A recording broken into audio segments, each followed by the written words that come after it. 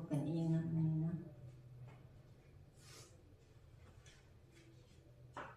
มาสอนเลขป .5 ต่อเนาะวันนี้จะมาสอนเกี่ยวกับการคูณและการหารที่มีทางเลขส่วนจำนวนถ้วนจำนวนทศนิยมเอามาเบิ่งตัวอย่างหนึ่ง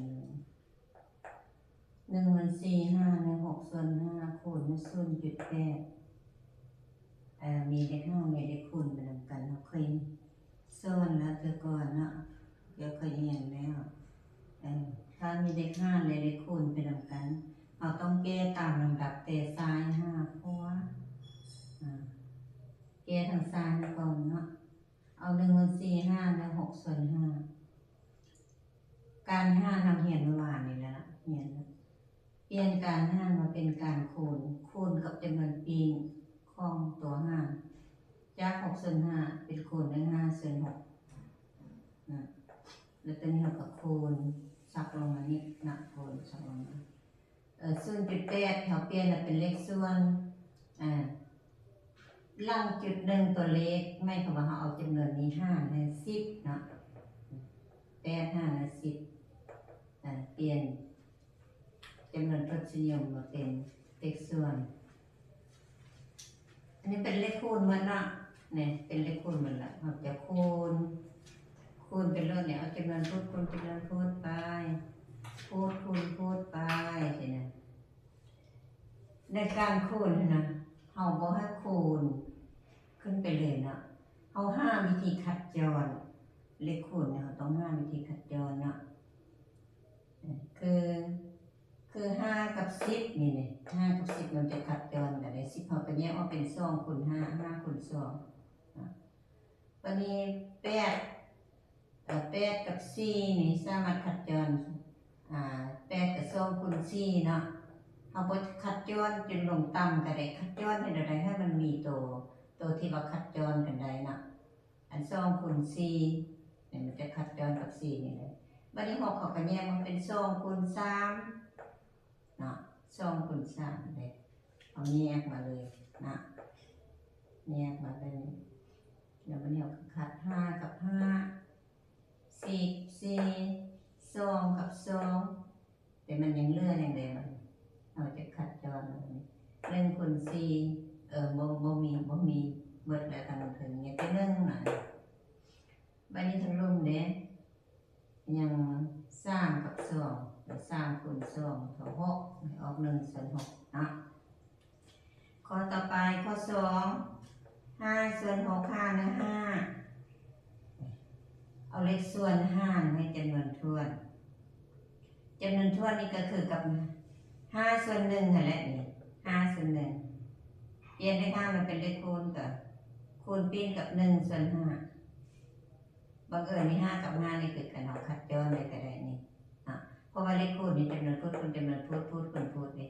เป็นเลขคูณนี่เราสามารถขัดจรได้ดังถึงกับทางรูปเนาะ5ก็เป็น1สุดท้ายก็ออก1/6ข้อที่3 6 5ให้5/7เปลี่ยนเลข5มาเป็นเลขคูณกับจำนวนปีนของมัน6คูณให้7/5นะปีนขึ้นมา5/7เป็น7/5 6 7 42/5บัดคัดจรบ่ได้เลยตัวนี้กับปะแบบนี้นะถ้าว่าในครูเขาเปลี่ยนเป็นจำนวนส่วนเขาก็เอาตัวนี้มาหารตัวนี้เปลี่ยนออกไปแต่ฉันเขาปะไว้ในนี้ก็ได้นะเปลี่ยนเป็นจำนวนส่วนเราจึงเบิ่งอีกตัวหนึ่งวันนี้เลขคูณกับเลขหารเป็นนำการแก้เลขนี้ก่อนกับแก้ตามลำดับแต่ซ้าย5ขวดเนาะแก้เบิ่งซ้ายนี่ก่อนนี่2/3คูณด้วย1/8 2คูณ1/3คูณ8แล้วเป็นยังค่อย8นี่คือที่มันแยกออกมา2คูณ4นี่ก็ขัดจรกับ2เปลี่ยนเลข5มาเป็นเลขคูณให้ปีนขึ้นมาเป็น9/7อันนี้ตัวนี้นี่ตัวนี้เขาขัดจร2กับ2แล้วตัวนี้อย่าง1/4 3 คูณ 4เขาบ่ฟ้าวคูณเนาะเพราะว่าเขาเรียกเห็น3กับเก่าในสามารถขัดกันกันได้เรื่อง1คูณเก่าก็แยกออกเป็น3คูณ3ตัวนี้ยังเหลือแต่3คูณ4แล้วก็คูณ7ขัดย้อน3กับ3ได้ทั้งถึงกันนี้เหลือ3ทั้งลงคือ4 7 28 3ส่วน28เนาะต่อมาข้อที่5มาเบิ่งนี่16ส่วน7 5ใน9คูณด้วย3ส่วน8 16ส่วน7เลขส่วนที่1เอาไว้คือเก่านะให้เราจะเฮ็ดเลขหารก่อนปฏิบัติเลขหารเป็นเลขคูณเป็นคูณ1เป็น1ส่วน9คูณด้วย1ส่วน9คูณ3ส่วน8คือว่าเลขคูณหมดแล้วนี้เราสามารถคัดย้อนกันแบบเป็นคูณเนาะบัดนี้เอาบ่ฟ้าคูณไปเนาะเอาคูณไปมันก็ลาย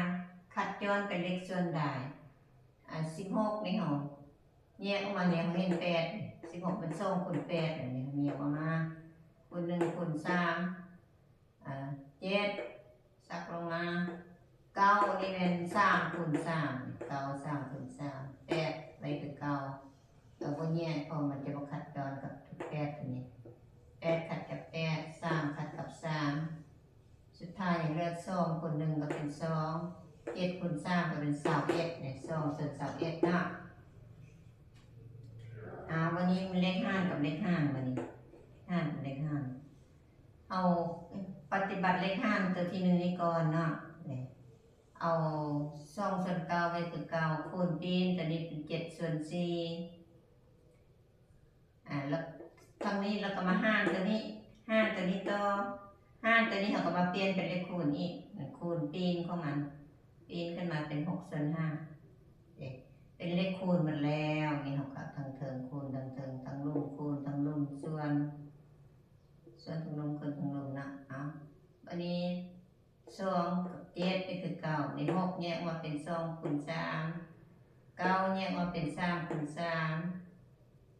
4นี่4แยกเป็น2คูณ2ก็ได้หรือบ่แยกก็ได้เนาะอันนี้เกี่ยวกับสันเพราะว่านี่ตัวที่3ย่อกับ3เนาะวันนี้2คูณ2ก็เป็น4ย่อกับ4นะ2ตัวนี้คูณกันย่อกับ4ได้นี่เอาให้ตัวนี้ก็ได้เนาะสุดท้ายอย่างเหลือ7นี่ส่วน3คูณ5เป็น15ข้อ7ตัวอย่าง7 0.3 หาร2ส่วน3คูณ2 0.3 เป็น3ส่วน10เปลี่ยนเลข5แล้วเป็นเลขคูณปีนไปเป็น3ส่วน2คูณ2แล้วล่ะเป็น2ส่วน1หาร2ตัวนี้เอาเรียกเบิ่งเนาะ10เนี่ยมันจะย่อกับ2เลย102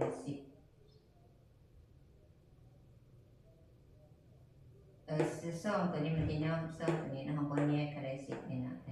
3คูณ3คูณ2 10คูณ2แยกขจร2ตัวนี้กับ2ตัวนี้นะสุดท้ายออก9ส่วน10นี่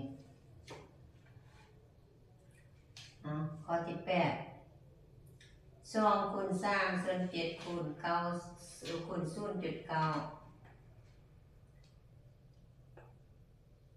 เป็นเลขคูณกันเลยเนาะอันนี้เอาค่ะ2นี่มาคูณ3อันนี้ก็เป็น9ส่วน10นี่คูณเลยคูณด้วย9ด้วยส่วน9ส่วน10นะ2คูณ3ส่วน7คูณ9ส่วน10วันนี้เราเรียกเบิ่งเอาเราจะย่อตัวใดๆบัดนี้2นี่สามารถย่อกับ10เนาะแล้ว9บ่มีที่ย่อก็บ่แยกออกมาเนาะเอาแค่2คูณ3คูณ9 7มาคูณด้วย10เป็น2คูณ5นี่เอาแยกออกมาเพื่อคัดย้อนกับ2ตัวนี้สุดท้ายเอา3 9 3 7ส่วน7 5 35เอามาเบิ่งข้อสุดท้ายบัดนี้ข้อสุดท้ายข้อเก่า 0.21 คูณ7หาร 4.2 0.21 นี่เป็น21ส่วน100เนาะคูณเอาจำนวนคูณที่คูณทั้ง7เลย แล้วหารให้ตัวนี้4.2นี่หมายความว่าเราจะเขียนเลขทั้งหมดเนาะมันจุดหนึ่งกับเลขเป็นส่วน10นี่เป็น42ส่วน10เนาะแล้วก็เปลี่ยนในงานมาเป็นเลขคูณกับคูณจำนวนปีนเข้ามาเนาะเอา10ขึ้นมาถึง42ลงมาลงหลังจากนั้นเป็นเลขคูณมาแล้วค่ะเป็นนี้เขาจึงบอกคูณเข้าไปเท่านี้ตัวนี้นะเพราะว่ามันเรียกเบอร์ตัวยูรุนนี่มันจะมีตัวขัดจรนะวันนี้เขาจะเนียกมาเอาเสาเอสเป็น3คูณ7แล้วมาคูณที่7ตัวนี้10ตัวนี้ปะก็คือ9วันนี้หอยเขาเนียกออกมาเป็น10คูณ10เดี๋ยวตัวขัดจรตัวนั้น42เป็น6 7 42 6ขั้นจะเป็น2คูณ3คูณด้วย7เขาแยกออกมานี่เพื่อเรียกว่า5ตัวขัดจร3ตัวนี้ขัด3นอกจาก42เป็น5ขัดเป็น3เลยเนี่ยแยกมาให้เห็นตัวขัดจรแล้วก็10กับ10ตัวนึง7ตัวนี้เนี่ยขัดจรไปอย่างเรือ7เนี่ยส่วนให้10คูณ2ก็เป็น20 7ส่วน3